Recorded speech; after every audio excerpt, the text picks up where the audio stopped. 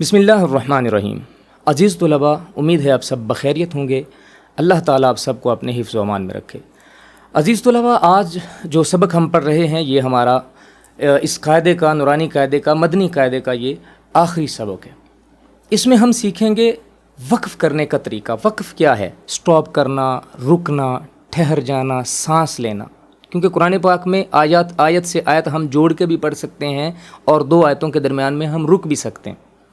تو رکنے کا طریقہ کیا ہوگا؟ ایک تو یہ ہم سمجھیں گے، لیکن اس سے پہلے کچھ چیزیں ہیں، رموز اوقاف آپ ان کو کہتے ہیں، یعنی وقف کی کچھ علامات ہیں جو قرآن پاک میں آتی ہیں۔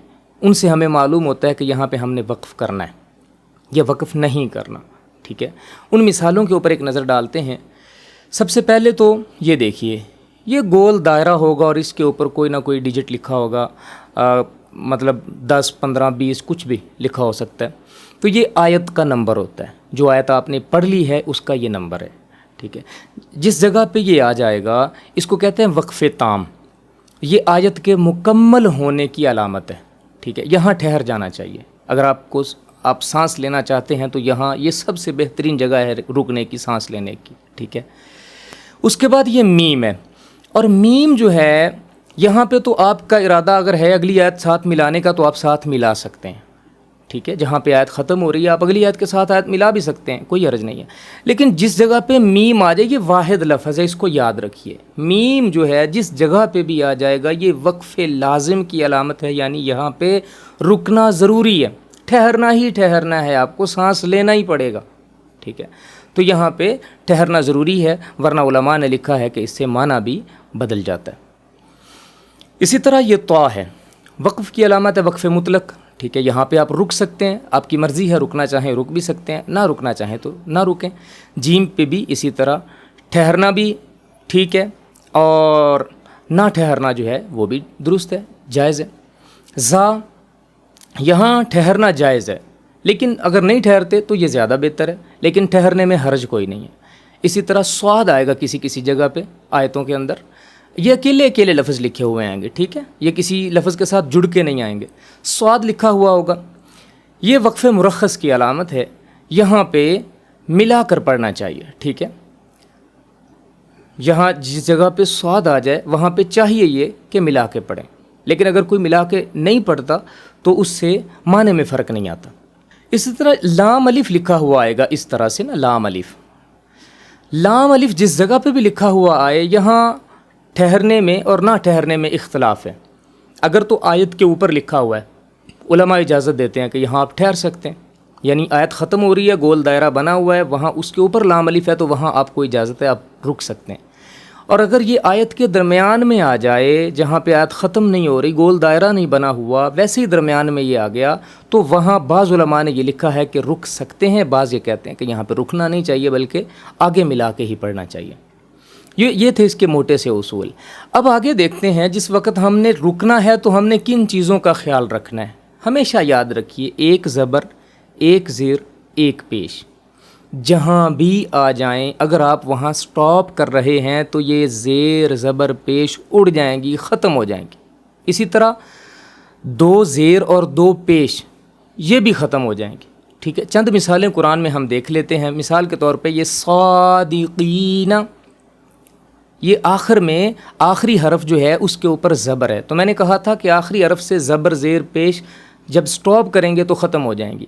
اب اس کو وقف کے بغیر پڑھیں گے تو صادقین، اور رکیں گے وقف کریں گے تو صادقین، نون ساکن ہو گیا۔ اسی طرح نادمین، بغیر وقف کے، اور نادمین جب رکیں گے وقف کریں گے تو نادمین، نون کو ساکن کر دیا، ٹھیک ہے؟ اسی طرح یہ باقی ساری کی ساری مثالیں۔ کسی جگہ پہ آپ دیکھیں گے کہ خود بخود وہ اس آخر کے جو حرف ہے اس کے اوپر جزم لگی ہوئی ہے، تو وہاں پہ تو آپ کو لگی جزم مل گئی، لہٰذا آپ اس کو اسی طرح پڑھ دیں گے۔ اور یاد رکھیے، میں جب بچوں کو یہ چیز سمجھاتا ہوں تو وہ عموماً کرتے کیا ہیں؟ وہ لفظ کو ہی اڑا دیتے ہیں۔ مثال کے طور پہ یہ لفظ ہے نا، نستعین، میں کہتا ہوں وقف کی حالت میں کیسے پڑھیں گے، تو کہتے ہیں نستعی، وہ نون کو پڑھتے ہی نہیں ہیں، ٹھیک ہے؟ تو یہاں یاد یہ رکھنا ہے کہ نون کو لازمی پڑھنا ہے، لیکن نون کو ساکن کرنا ہے، زبر ہم نے ختم کرنی ہے، ہم نے زبر ختم کرنی ہے، نون کو ختم نہیں کرنا ہم نے۔ اور اسی طرح یہ دیکھیے شیئن، دو زیریں ہیں، جیسے ہی ہم سٹاپ کریں گے تو شیء، دونوں زیریں ختم۔ قسطی، ایک زیر ہے، جیسے وقف کیا تو قسط، قسط، ٹھیک ہے۔ لہون، دو پیشیں ہیں، وقف کیا لہو۔ قدیرن، قدیر۔ برقن، برق۔ بیہی، یہ کھڑا زیر آ گیا، کھڑا زیر بھی ختم ہو جائے گا، بیہی کی بجائے بیہ، اس طرح سے پڑھیں گے۔ عبادی، عبادی، ٹھیک ہے۔ بِأَمْرِهِ، بِأَمْرِهِ۔ رَبَّهُ، رَبَّ، الٹا پیش بھی ختم۔ اخلدہ، اخلدہ، ٹھیک ہے، جھٹکا دیں گے، ہا جو ہے اس کو ساکن کریں گے۔ موازینہ، موازینہ۔ الفافن، الفافا۔ اچھا یہ چیز دیکھیے، میں نے آپ کو دو زیروں اور دو پیشوں کے بارے میں تو بتایا تھا، لیکن میں نے دو زبروں کے بارے میں بات نہیں کی تھی۔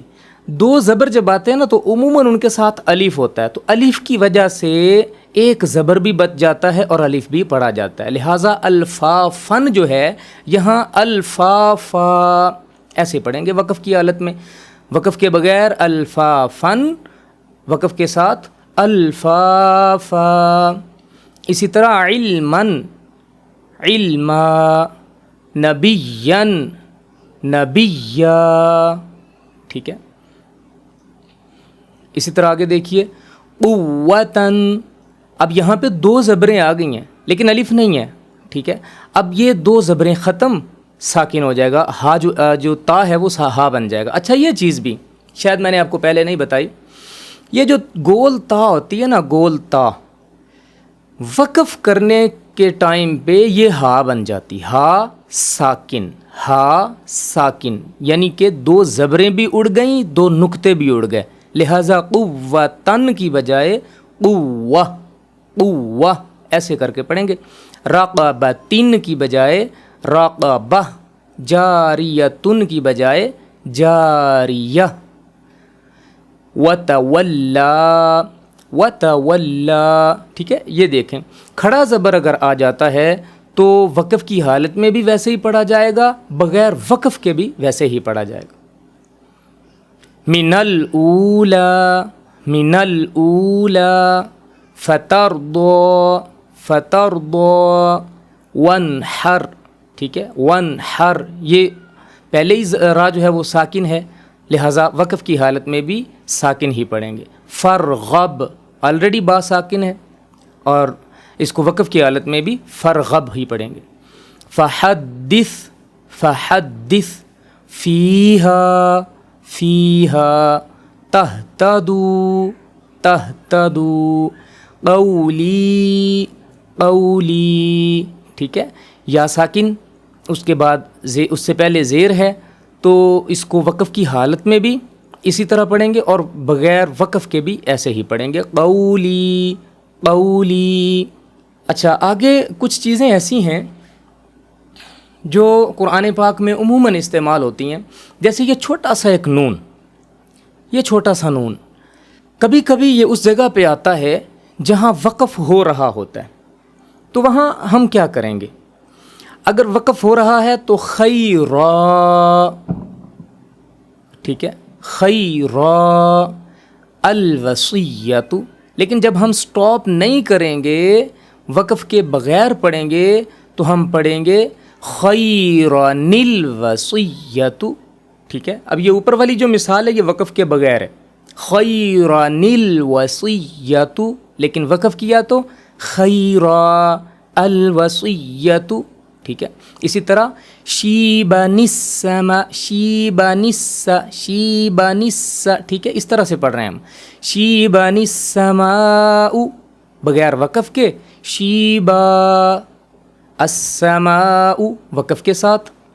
منیبین ادخلوها، منیب ادخلوها، یہ وقف کے ساتھ، ٹھیک ہے، بغیر وقف کے مبین نقتلوا، لیکن وقف کے ساتھ مبین اقتلوا، قدیر الذی، وقف کے بغیر قدیر، الذی وقف کے ساتھ، خبیرن الذی وقف کے بغیر خبیرا، الذی وقف کے ساتھ. ٹھیک ہے، تو سب سے پہلے تو آپ کو مبارک ہو، آپ کا قاعدہ مکمل ہو چکا ہے. میں یہ سمجھتا ہوں کہ اگر آپ دل جمی کے ساتھ، پوری توجہ کے ساتھ، لگن کے ساتھ اس قاعدے کی یہ جو ویڈیوز ہم نے بنا دی ہیں ان کو دیکھ لیتے ہیں تو اب آپ کو قرآن پڑھنے کے لیے بہت زیادہ محنت کرنے کی ضرورت نہیں ہے، بلکہ میں بڑی احتیاط کے ساتھ یہ گارنٹی دیتا ہوں کہ جو میرے پاس ایک مرتبہ قاعدہ پڑھ لیتا ہے اس کے بعد صرف وہ آدھا پارہ، چل تو وہ پہلے دوسرے رکوع کے بعد ہی جاتا ہے لیکن احتیاطاً آدھا پارہ میں اس کو پڑھاتا ہوں، باقی مکمل قرآن پاک وہ بچہ خود بخود سناتا ہے، خود بخود وہ پڑھتا ہے اس کو. ٹھیک ہے، تو اتنی ایبلٹی آ جاتی ہے ایک اسٹوڈنٹ کے اندر جب وہ ان ویڈیوز کو غور کے ساتھ دیکھ لے، یہ اسی طریقے پہ وہ قرآن پاک کو قاعدے کو پڑھ لے تو قرآن پاک سمجھنا اس کے لیے کچھ بھی مشکل نہیں رہتا. دل لگا کے پڑھیے، اگر کسی چیز کی سمجھ نہیں آ رہی تو آپ مجھ سے پوچھ سکتے ہیں. انشاءاللہ آگے ہم قرآن پاک کے اسباق بھی اسٹارٹ کریں گے. ان تمام ویڈیوز کو دل لگا کے دیکھیے، لگن کے ساتھ پڑھیے اور ساتھ ساتھ اس کی مشق کرتے رہیے. کسی چیز کی اگر سمجھ نہیں آتی تو آپ مجھ سے پوچھ سکتے ہیں، کمنٹ باکس میں بھی آپ مجھ سے پوچھ سکتے ہیں. میرا واٹس اپ نمبر بھی یہاں پہ دیا گیا ہے، وہاں سے بھی آپ سوال کر سکتے ہیں. کسی بھی قسم کا کوئی مسئلہ آپ کو اس میں پڑھنے میں، قرآن پاک کو پڑھنے میں پیش آ رہا ہو تو میں انشاءاللہ اپنی ذمہ داری کے ساتھ جو کچھ مجھے آتا ہوگا میں کوشش کروں گا کہ اس کو بہت ہی احسن انداز میں آپ تک پہنچاؤں. اللہ تعالیٰ آپ سب کا حامی و ناصر ہو. والسلام.